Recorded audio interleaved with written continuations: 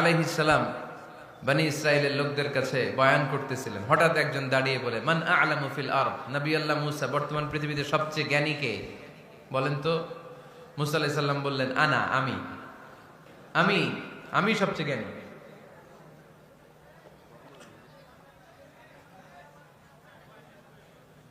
কিন্তু আল্লাহ তাআলার কাছে প্রশ্নের উত্তরটা পছন্দনীয় হয়নি।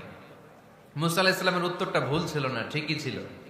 কারণ যেই জামানায় আল্লাহ তাআলা যাকে নবী বানিয়ে পাঠান তাকে সবচেয়ে বেশি জ্ঞান দিয়েই পাঠান, ঠিক কিনা? ওহির জ্ঞানের চাইতে ভারী দামি কোনো জ্ঞান হতে পারে? কিন্তু আল্লাহ তাআলা চেয়েছিলেন মুসা আলাইহিস সালাম যেন বলে আল্লাহু আ'লাম, আল্লাহ সবচেয়ে জ্ঞানী। আল্লাহ বললেন, মুসা তুমি ঠিক বলনি, তুমি সবচেয়ে বড় জ্ঞানী না, তোমার চেয়েও বড় জ্ঞানী এই তল্লাটে আছে।